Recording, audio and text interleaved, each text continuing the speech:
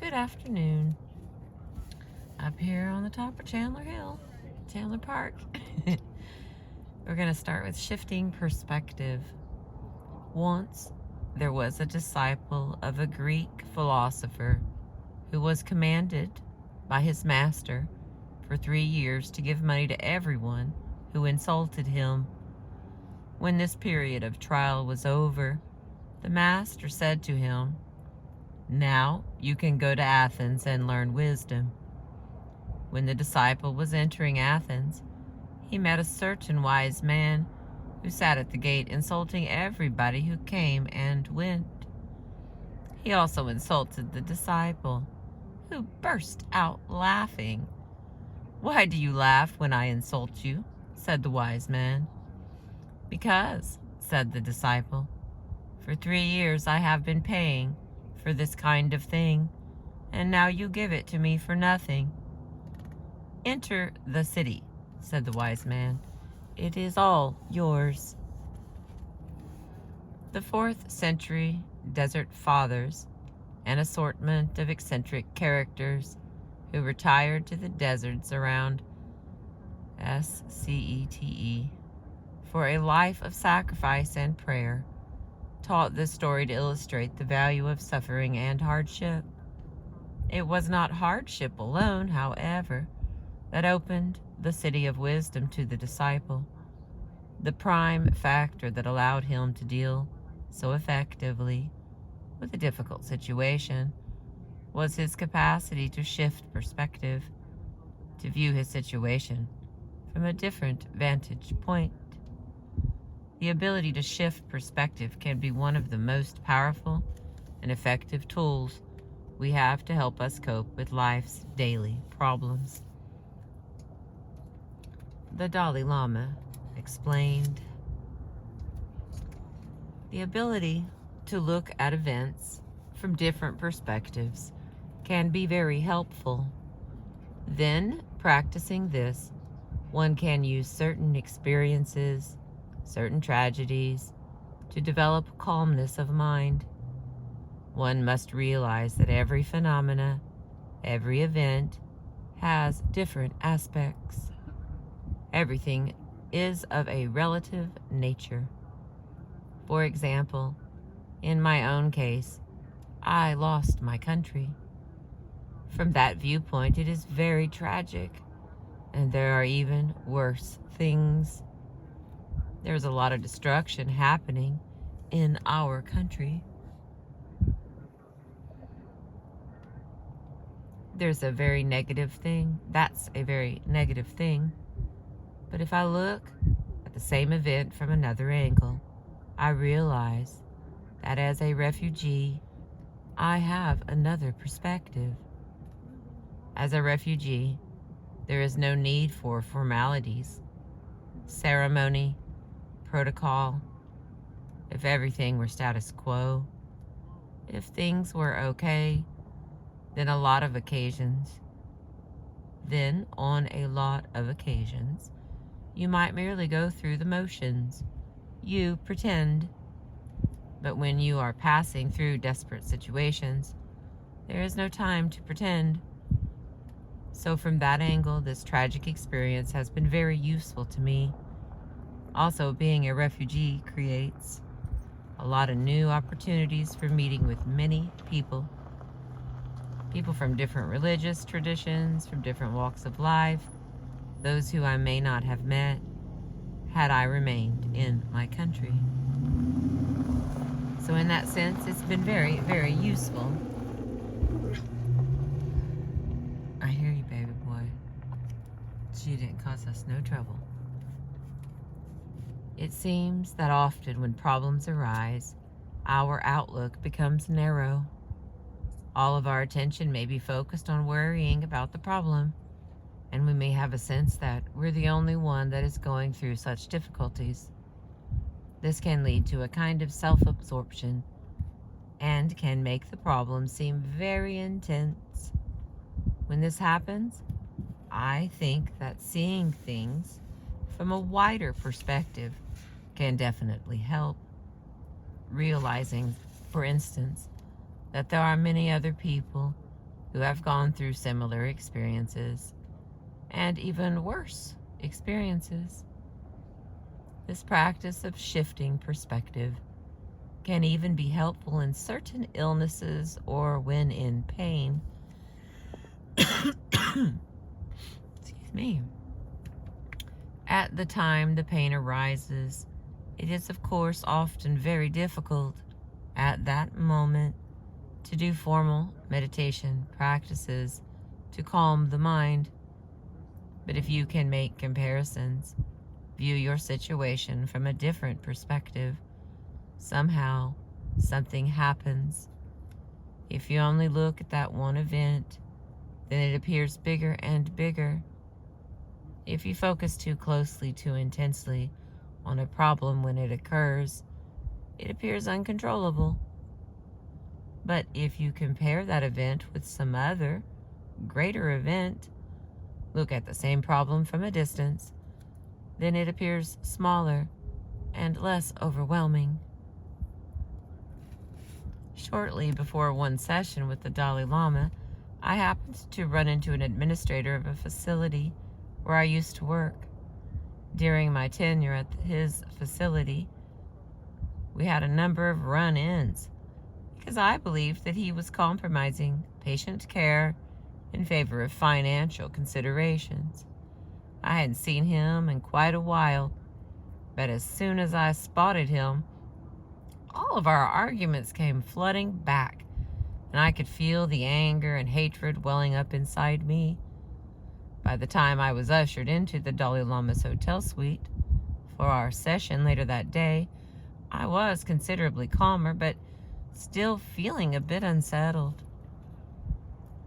Let's say that someone makes you angry, I began. Your natural response to being hurt, your immediate response is to get angry. But in a lot of cases, it's not just a matter of getting angry.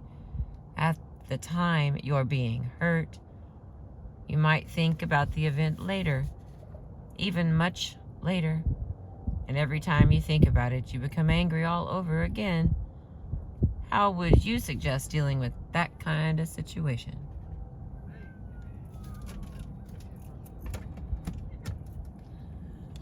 Wind is picking up. There we go. We close the doggy window. Oops.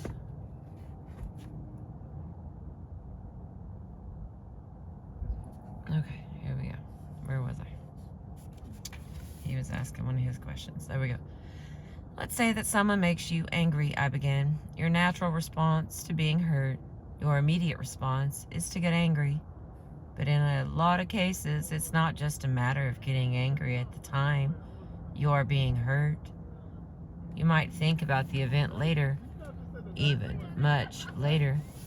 And every time you think about it, you become angry all over again. How would you suggest dealing with that kind of situation? The Dalai Lama nodded thoughtfully and looked at me. I wondered if he sensed that I wasn't bringing up the topic for purely academic reasons.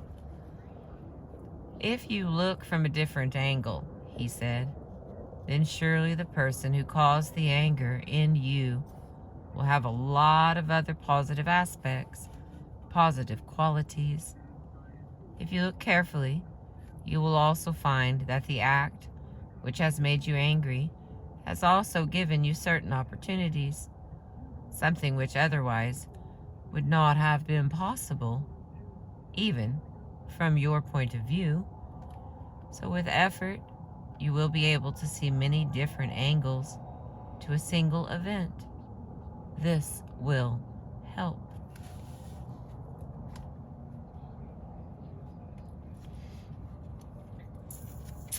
But what about if you look for the positive angles of a person or event and you cannot find any? Here, I think we would be dealing with a situation where you might need to make some effort. Spend some time seriously searching for a different perspective on the situation, not just in a superficial way. but in a very pointed and direct way. You need to use all your powers of reasoning and look at the situation as objectively as possible. For instance, you might reflect on the fact that when you are really angry at someone, you tend to perceive them as having 100% negative qualities. Just as in, when you are strongly attracted to someone, the tendency is to see them as having 100% positive qualities. But this perception does not correspond with reality. If your friend, who you view as so wonderful, were to purposely harm you in some way, suddenly you would become acutely aware that they aren't composed of 100% good qualities. Similarly, if your enemy, the one you hate, were to sincerely beg your forgiveness and then continue to show you kindness, it's unlikely that you would continue to perceive them as 100% bad.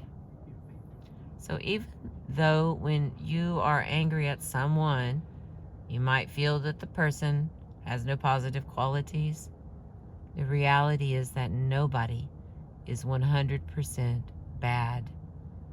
They must have some good qualities if you search hard enough. So the tendency to see someone as completely negative is due to your own perception based on your own mental projection rather than the true nature of that individual.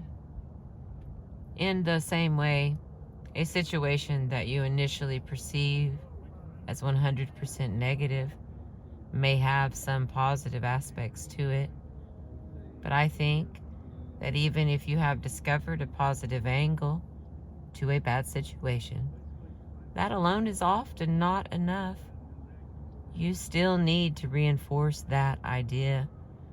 So you may need to remind yourself of that positive angle many times until gradually your feeling changes.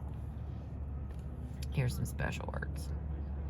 Generally speaking, once you're already in a difficult situation, it isn't possible to change your attitude simply by adopting a particular thought once or twice. Rather, it's through a process of learning, training, and getting used to new viewpoints that enables you to deal with the difficulty.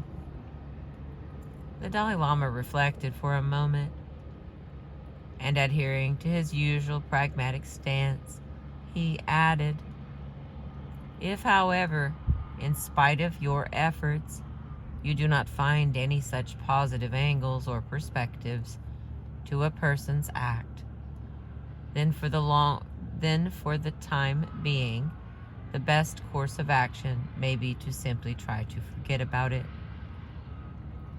That felt really staggering. Let me try that again. If, however, in spite of your efforts, you do not find any such positive angles or perspectives to a person's act, then for the time being, the best course of action may be to simply try to forget about it. Inspired by the Dalai Lama's words, later that evening I tried to discover some positive angles to the administrator, ways in which he was not 100% bad. It wasn't hard. I knew him to be a loving father, for instance, trying to raise his children the best he could, and I had to admit that my run-ins with him had ultimately benefited me. They had been instrumental in my decision to quit working at that facility, which ultimately led to more satisfying work. While these reflections didn't immediately result in an overwhelming liking for this man, they unquestionably took the bite out of my feelings of hatred with surprisingly little effort. Soon the Dalai Lama would offer an even more profound lesson: how to completely transform one's attitude toward one's enemies and learn to cherish them. The next category is a new perspective on the enemy. The Dalai Lama's primary method of transforming our attitude about our enemies involves a systematic and rational analysis of our customary response to those who harm us. He explained, "Let's begin by examining our characteristic attitude toward our rivals. Generally speaking, of course, we do not wish good things for our enemies. But even if your enemy is made unhappy through your actions, what is there for you to be so joyful about? If you think about it carefully, how can there be anything more wretched than that? Carrying around the burden of such feelings of hostility and ill will, do you really want to be that mean? If we take revenge upon one's enemy, then it creates a kind of vicious cycle. If you retaliate, the other person is not going to accept that. He or she is going to retaliate against you, and then you will do the same, and so it will go on. And especially when this happens at the community level, it can go on from generation to generation. The result is that both sides suffer. Then the whole purpose of life becomes spoiled. You can see this in the refugee camps, where hatred is cultivated towards another group. This happens from childhood on. It is very sad. So, anger or hatred is like a fisherman's hook. It's very important for us to ensure that we are not caught by this hook.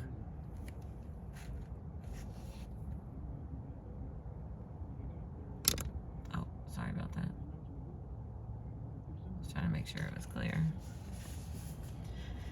Now, some people consider that strong hatred is good for national interest.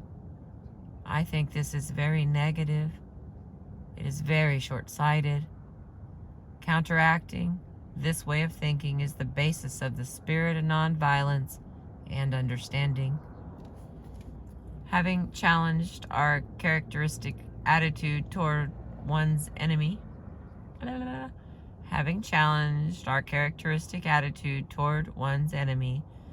the Dalai Lama went on to offer an alternative way of viewing one's enemies, a new perspective that could have a revolutionary impact on one's life. Here is what he explained. In Buddhism in general, a lot of attention is paid to our attitude towards our rivals or enemies. This is because hatred can be the greatest stumbling block to the development of compassion and happiness. If you can learn to develop patience and tolerance toward your enemies, then everything else becomes much easier. Your compassion towards all others begins to flow naturally.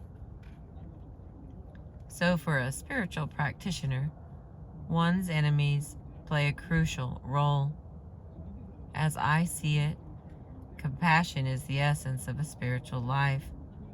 And in order for you to become fully successful in practicing love and compassion, the practice of patience and tolerance is indispensable. There is no fortitude similar to patience, just as there is no affliction worse than hatred. Therefore, one must exert one's best efforts, not to harbor hatred towards the enemy, but rather use the encounter as an opportunity to enhance one's practice of patience and tolerance. In fact, the enemy is the necessary condition for practicing patience. Without an enemy's action, there is no possibility for patience or tolerance to arise. Our friends do not ordinarily test us and provide the opportunity to cultivate patience. Only our enemies do this. So from this standpoint, we can consider our enemy as a great teacher and revere them for giving us this precious opportunity to practice patience. Now, there are many, many people in the world, but relatively few with whom we interact, and even fewer who cause us problems. So when you come across such a chance for practicing patience and tolerance, you should treat it with gratitude. It is rare, just as having unexpectedly found a treasure in your own house. You should be happy and grateful towards your enemy for providing that precious opportunity. Because if you are ever to be successful in your practice of patience and tolerance, which are critical factors in counteracting negative emotions, it is due to the combination of your own efforts and also the opportunity provided by your enemy. Of course, we might still feel, why should I venerate my enemy or acknowledge his or her contribution? Because the enemy had no intention to give me this precious opportunity for practicing patience. No intention of helping me? And not only do they have no wish or intention to help me, but they have a deliberate, malicious intention to harm me. Therefore, it's appropriate to hate them. They are definitely not worthy of respect. Actually, it is in fact the presence of this hateful state of mind in the enemy, the intention to hurt us, that makes the enemy's action unique. Otherwise, if it is just the actual act of hurting us, then we would hate doctors and consider them as enemies, because sometimes they adopt methods that can be painful, such as surgery. But still, we do not consider these acts as harmful or the acts of an enemy, because the intention on the part of the doctor was to help us. So therefore, it is exactly this willful intention to harm us that makes the enemy unique and gives us this precious opportunity to practice patience. The Dalai Lama's suggestion to venerate one's enemies because of the opportunities for growth they provide might be a bit hard to swallow at first. The situation is analogous to a person seeking to tone and strengthen one's body through weight training. Of course, the activity of lifting is uncomfortable at first. The weights are heavy. One strains, sweats, struggles. Yet it is this very act of struggling against the resistance that ultimately results in our strength. One appreciates good weight equipment, not for any immediate pleasure it provides, but for the ultimate benefit one receives. Perhaps even the Dalai Lama claims about the rarity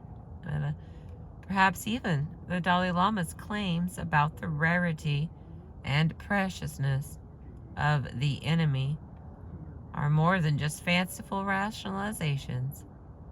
As I listen to my patients describe their difficulties with others, this becomes quite clear. When it comes down to it, most people don't have legions of enemies and antagonists they are struggling with, at least on a personal level.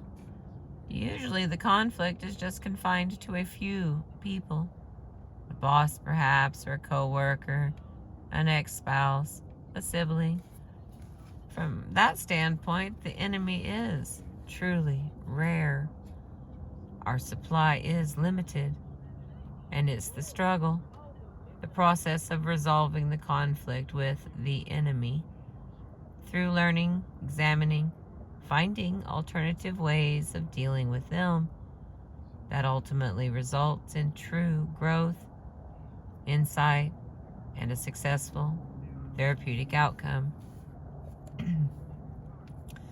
Imagine what it would be like if we went through life never encountering an enemy, or any other obstacles for that matter. If from the cradle to the grave everyone we met pampered us, held us, hand-fed us, soft, bland food that was easy to digest, amused us with funny faces and the occasional goo-goo noise. If from infancy we were carried around in a basket, later on perhaps on a litter, L-I-T-T-E-R, never encountering any challenge, never tested. In short, if everyone continued to treat us like a baby. That might sound good at first. For the first few months of life, it might be appropriate. But if it persisted, it could only result in one becoming a sort of gelatinous mass. Monstrosity, really, with the mental and emotional development of veal. It's the very struggling of life that makes us who we are, and it is our enemies that test us, provide us with the resistance necessary for growth. Next little category is this attitude practical? The practice of approaching our problems rationally and learning to view our troubles, or our enemies, from alternative perspectives certainly seemed like a worthwhile pursuit. But I wondered to what degree this could really bring about a fundamental transformation of attitude. I remembered once reading in an interview that one of the Dalai Lama's daily spiritual practices was the recitation of a prayer, the 8 verses on the training of the mind. It's 27 minutes in, okay. Written in the 11th century by the Tibetan saint Langri Thangpa. It reads in part, whenever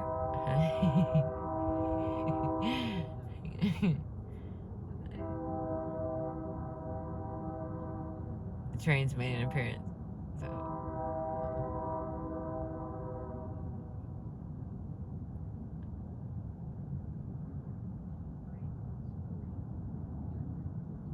I don't have confidence, but I'll go on.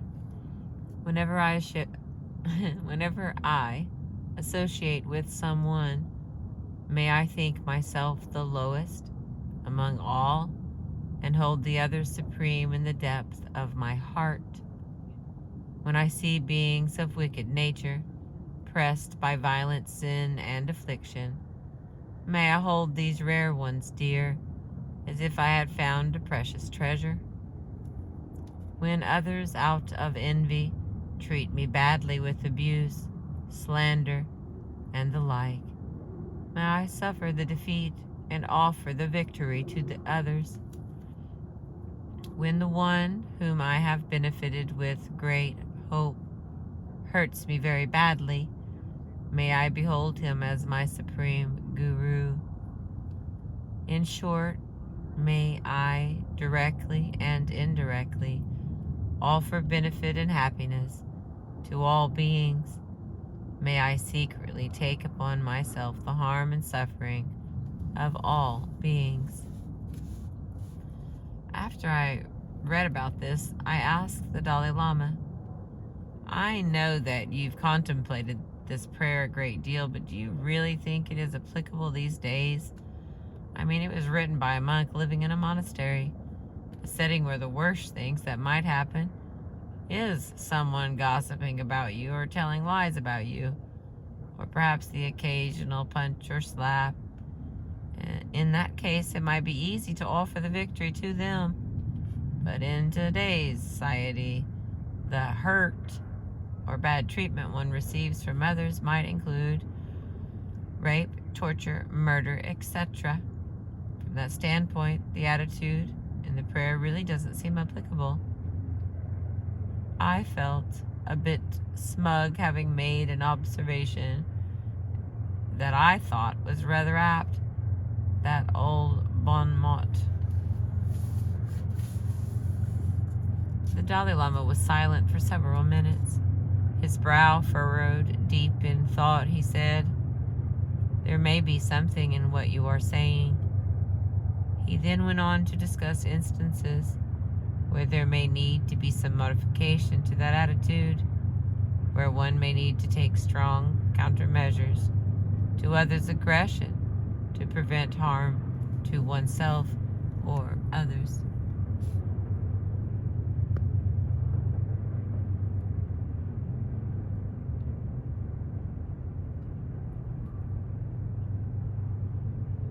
Sorry about all that, making the city bounce.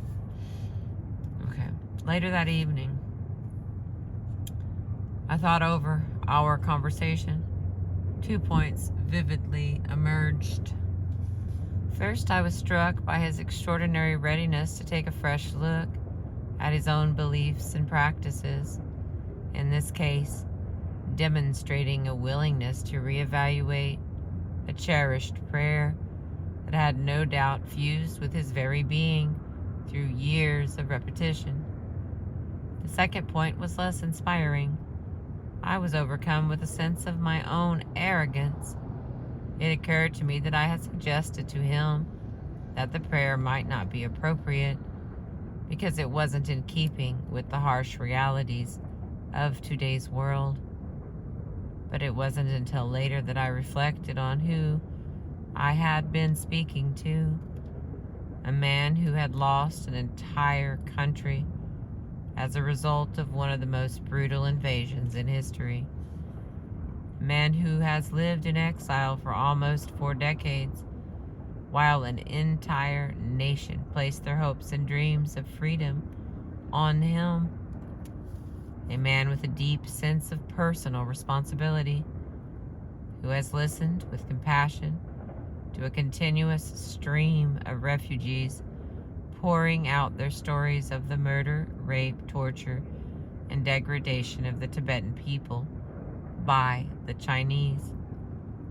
More than once, I've seen the look of infinite caring and sadness on his face as he listened to these accounts, often told by people who crossed the Himalayas on foot, which is a 2-year journey, just to catch a glimpse of him.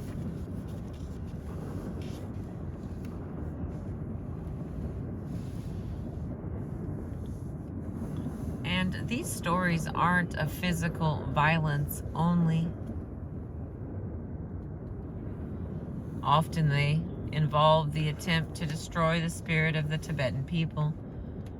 A Tibetan refugee once told me about the Chinese school he was required to attend as a youngster growing up in Tibet. The mornings were devoted to indoctrination and study of Chairman Mao's Little Red Book. The afternoons were devoted to reporting on various homework assignments. The homework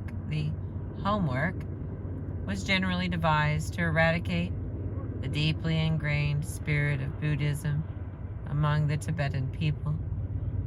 For example, knowing about the Buddhist prohibition against killing and the belief that every living creature is equally a precious, sentient being, one school teacher assigned his students the task of killing something and bringing it to school the following day. The students were graded. Each dead animal was given a certain point value. A fly was worth 1 point, a worm worth 2 points, a mouse worth 5, and a cat worth 10, and so on. When I recounted this story to a friend recently, he shook his head with a look of disgust and mused, "I wonder how many points the student would get for killing the damn teacher." Through his spiritual practices, such as recitation of the 8 verses on the training of the mind, the Dalai Lama has been able to come to terms with the reality of the situation yet continued to campaign actively for freedom and human rights in Tibet for 40 years. Hey.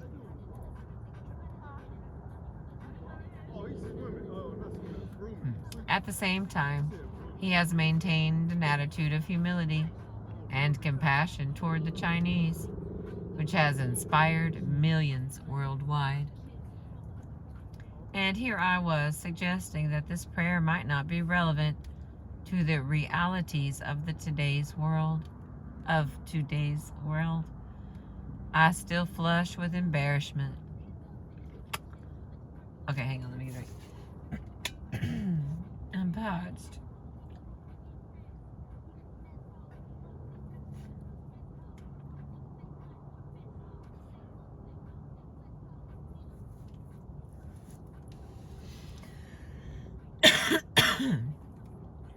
Oh, excuse me. And wait a minute. I read that already. Hang on. Where was that?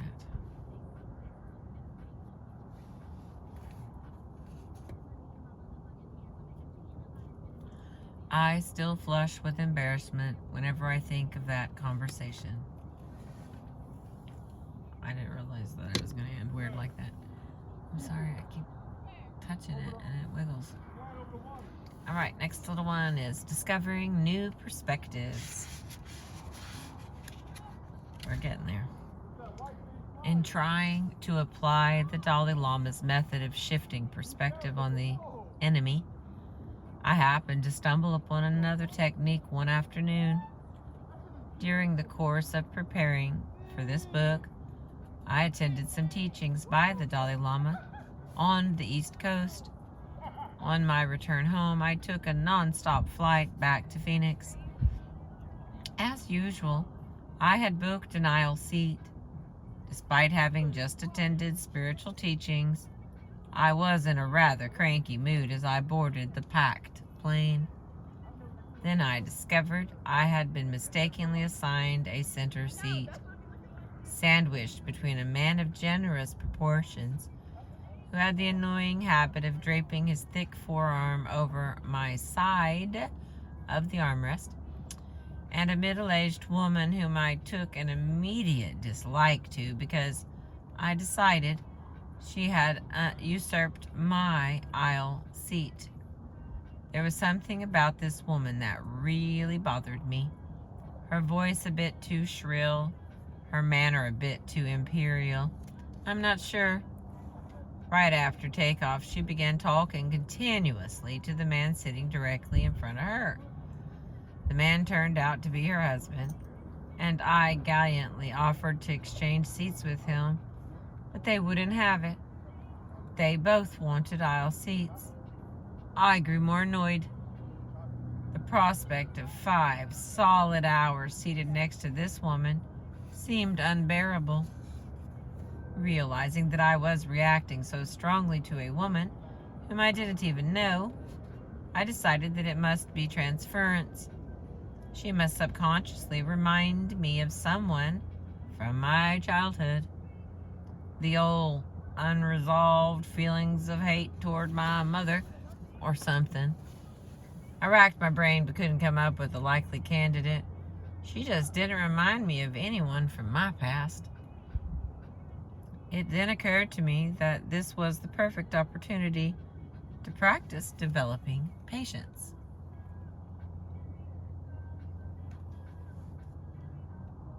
So I started in on the technique of visualizing my enemy in my aisle seat as a cherished benefactor placed next to me to teach me patience and tolerance. I figured this should be a snap. After all, as enemies go, you couldn't get any milder than this.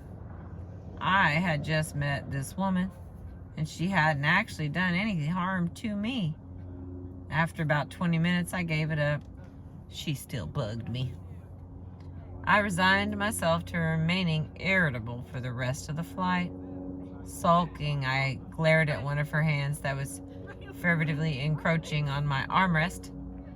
I hated everything about this woman. I was staring absently at her thumbnail when it occurred to me Do I hate that thumbnail? Not really. It was just an ordinary thumbnail, unremarkable. Next, I glanced at her eye and asked myself, do I really hate that eye? Yes, I did.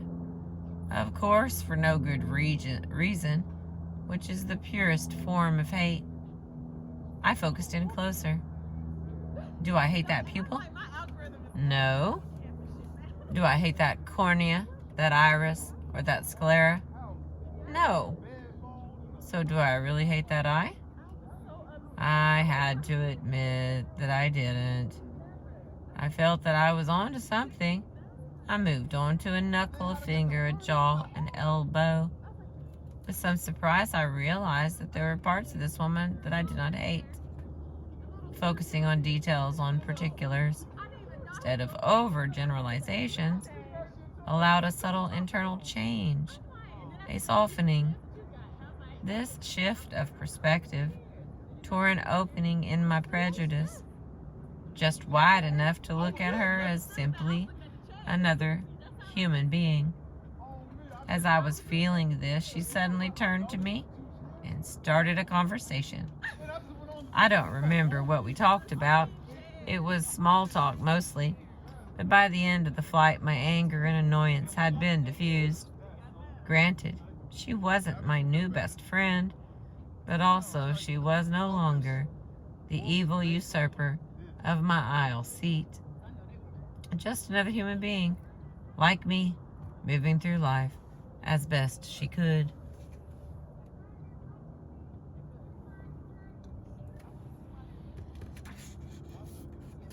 Let's see what we got here. I'm gonna have to make a second one, I think. The next category is a supple mind. The ability to shift perspectives, the capacity to view one's problems from different angles, is nurtured by a supple quality of mind. The ultimate benefit of a supple mind is that it allows us to embrace all of life, to be fully alive and human. Following a long day of public talks in Tucson, one afternoon, the Dalai Lama walked back to his hotel suite. As he slowly walked back to his room, a bank of magenta rain clouds spanned the sky, absorbing the late afternoon light and sending the Catalina Mountains into deep relief. The entire landscape, a vast palette of purple hues. The effect was spectacular. The warm air, laden with the fragrance of desert plants, of sage, a dampness, a restless breeze, holding the promise of an unbridled Sonoran storm. The Dalai Lama stopped. For several moments he quietly surveyed the horizon, taking in the entire panorama, finally commenting on the beauty of the setting. He walked on, but after a few steps he paused again, bending down to examine a tiny lavender bud on a small plant. He touched it gently, noting its delicate form, and wondered aloud about the name of the plant. I was struck by the facility with which his mind functioned. His awareness seemed to move so easily from taking in the complete landscape to focusing on a single bud. A simultaneous appreciation of the totality of the environment as well as the smallest detail. A capacity to encompass all facets and the full spectrum of life. Every one of us can develop the same suppleness of mind. It comes about, at least in part, directly through our efforts to stretch our perspective and deliberately try on new viewpoints. The end result is a simultaneous awareness of the big picture, as well as our individual circumstances. This dual outlook, a concurrent view of the big world and our own little world can act as a kind of triage, helping us separate what is important in life from what isn't.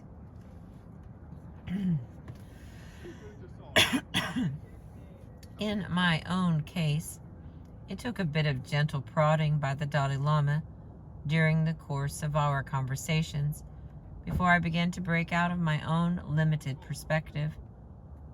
By nature and training, I've always tended to address problems from the standpoint of individual dynamics, psychological processes occurring purely within the domain of the mind. Sociological or political perspectives have never held much interest for me. In one discussion with the Dalai Lama, I started questioning him about the importance of achieving a wider perspective.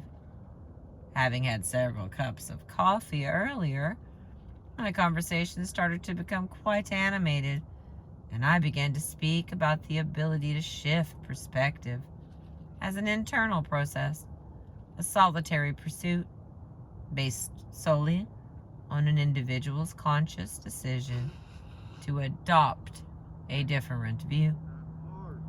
In the midst of my spirited discourse, the Dalai Lama finally interrupted to remind me, when you speak of adopting a wider perspective, this includes working cooperatively with other people. When you have crises which are global by nature, for instance, such as the environment or problems of modern economic structure, this calls for a coordinated and concerted effort among many people with a sense of responsibility and commitment. This is more encompassing than an individual or personal issue.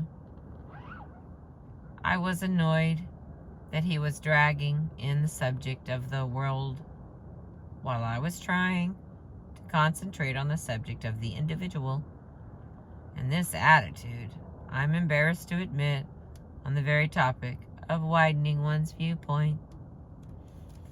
But this week, I insisted, in our conversations and in your public talks, you have spoken a lot about the importance of effecting personal change from within through internal transformation. For instance, you've spoken about the importance of developing compassion, a warm heart, of overcoming anger and hatred, cultivating patience and tolerance. Yes, of course, change must come from within the individual. But when you are seeking solutions to global problems, you need to be able to approach these problems from the standpoint of the individual, as well as from the level of society at large. So when you're talking about being flexible, about having a wider perspective and so on, this requires the ability to address problems from various levels, the individual level, the community level, and the global level. Now, for instance, at the talk at the university the other evening, I spoke about the need to reduce anger and hatred through the cultivation of patience and tolerance. Minimizing hatred is like internal disarmament. But as I also mentioned in the talk, that internal disarmament must go with external disarmament. That I think is very, very important.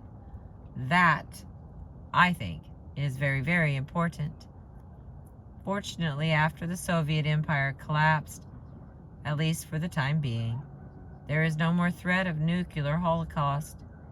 So I think this is a very good time, a very good start. We should not miss this opportunity.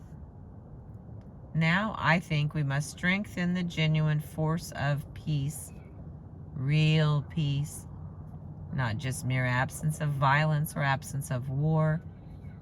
Mere absence of war can be produced by weapons, like the nuclear deterrent.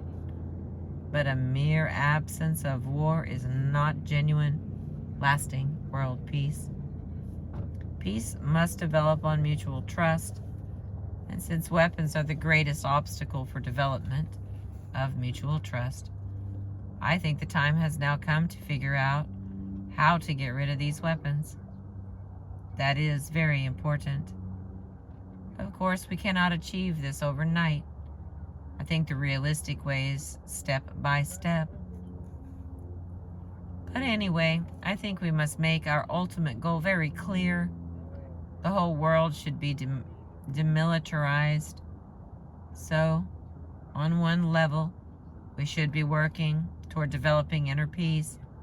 But at the same time, it is very important to work towards external disarmament and peace as well, making a small contribution in whatever way we can.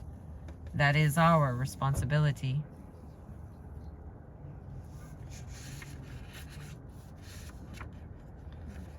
I'm going to keep reading.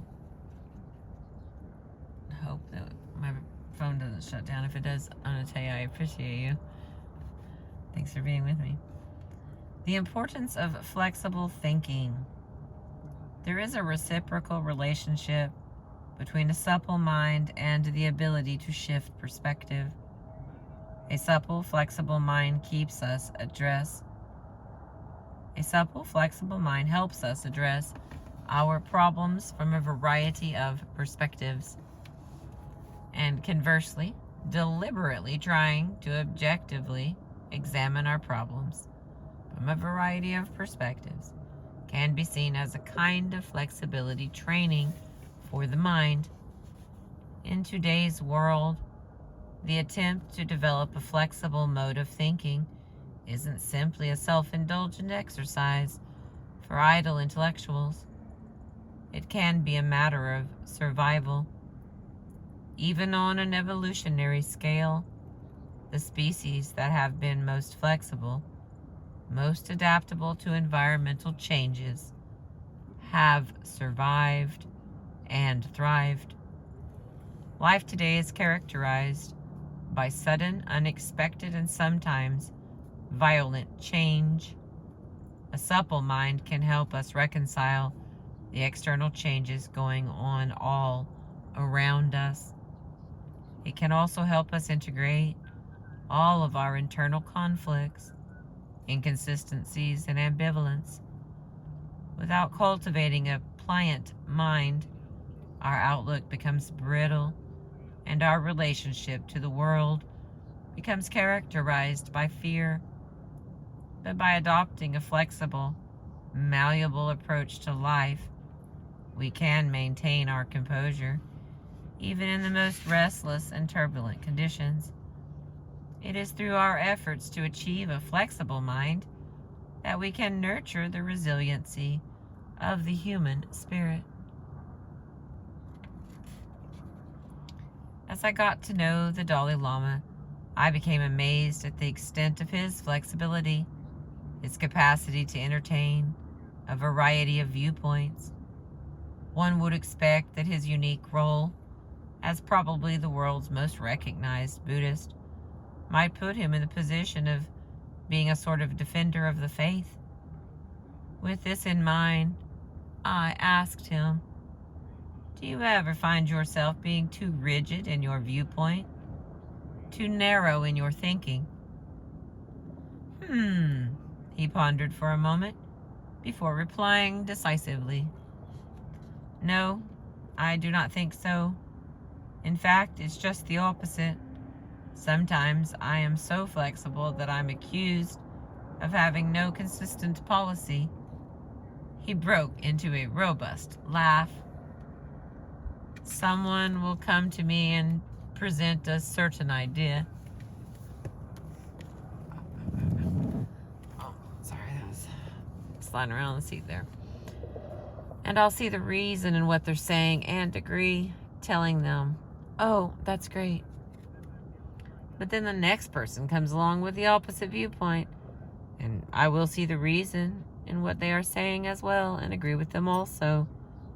Sometimes I'm criticized for this and have to be reminded we are committed to this course of action. So for the time being, let's just keep to this side.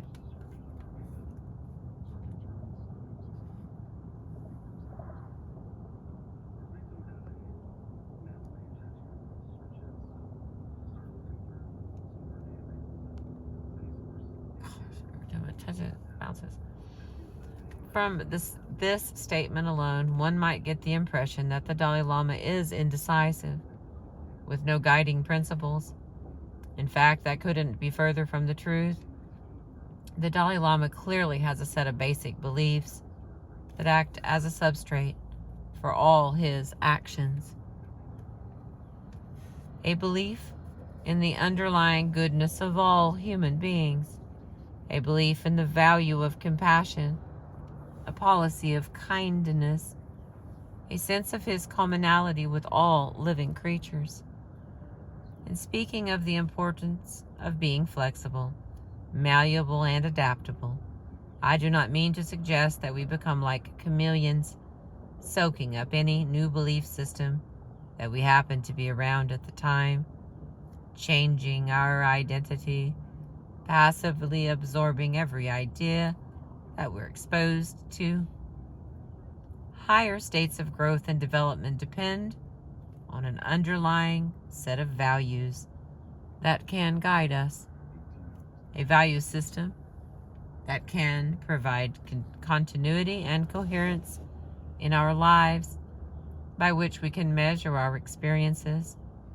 A value system that can help us decide which goals are truly worthwhile and which pursuits are meaningless.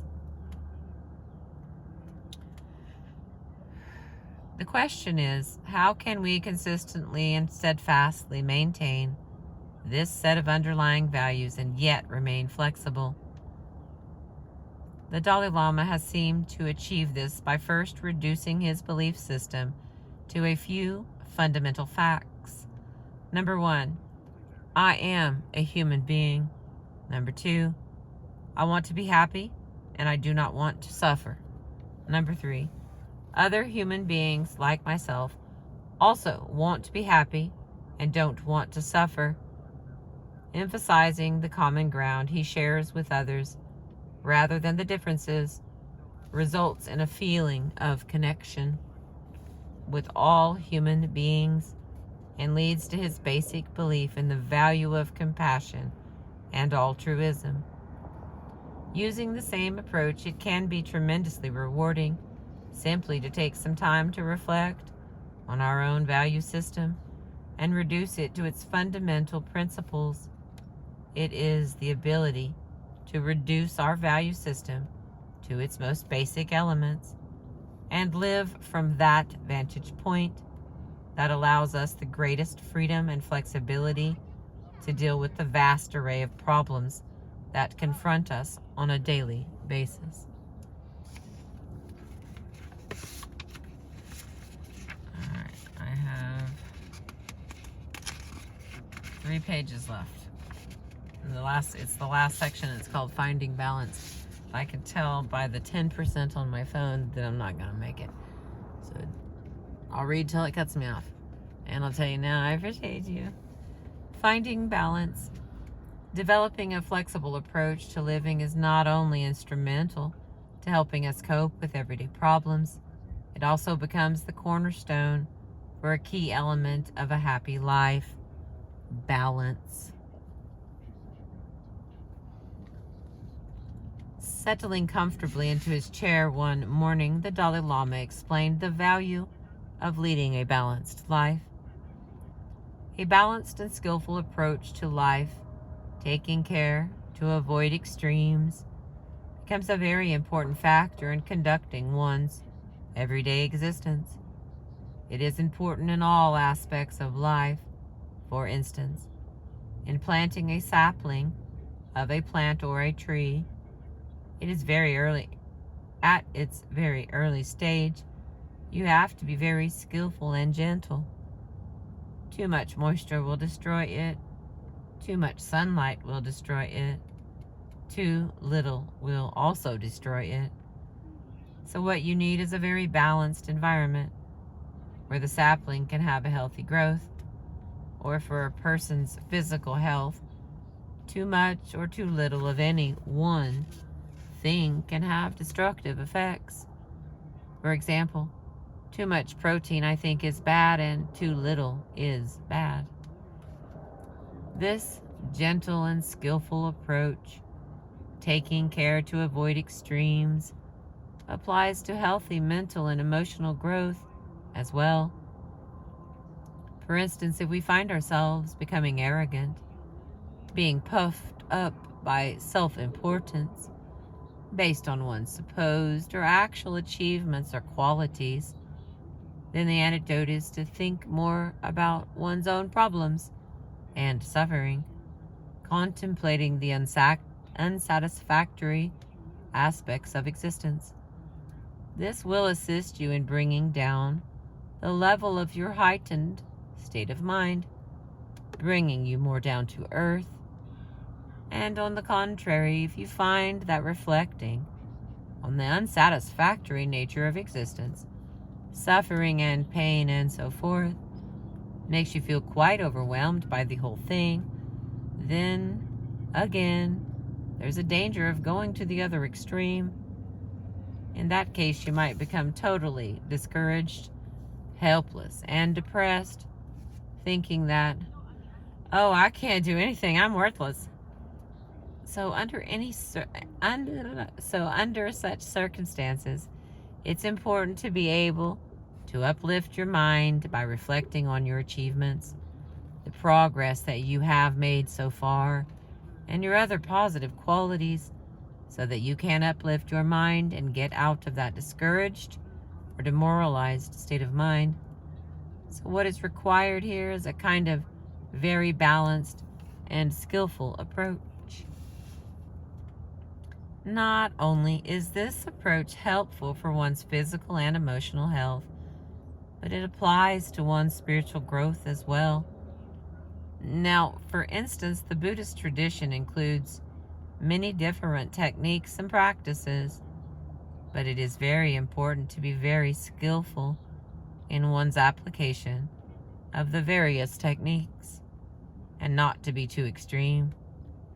One needs a balanced and skillful approach here too. When undertaking Buddhist practice, it is important to have a coordinated approach, combining studying and learning with the practices of contemplation and meditation.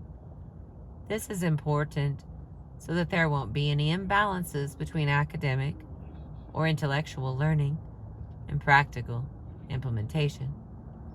Otherwise, there is a danger that too much intellectualization will kill the more contemplative practices. But then, too much emphasis on practical implementation without study will kill the understanding. So there has got to be a balance. After a moment's reflection, he added, so in other words, the practice of Dharma, real spiritual practice, is in some sense like a voltage stabilizer. The function of the stabilizer is to prevent irregular power surges and instead give you a stable and constant source of power. You stress the importance of avoiding extremes, I inserted. But isn't going to extremes what provides the excitement and zest in life? By avoiding all extremes in life, always choosing the middle way, doesn't that just lead to a bland, colorless existence? Shaking his head, no, he answered. I think you need to understand the source or basis of extreme behavior. Take, for example, the pursuit of material goods, shelter, furniture, clothing, and so on. On one hand, poverty can be seen as a sort of extreme, and we have every right to strive to overcome this and assure our physical comfort. On the other hand, too much luxury, Pursuing excess wealth is another extreme. Our ultimate aim in seeking more wealth is a sense of satisfaction, of happiness. The very basis of seeking more is a feeling of not having enough, a feeling of discontent. That feeling of discontentment, of wanting more and more and more, doesn't arise from the inherent desirability of the objects we are seeking, but rather from our own mental state.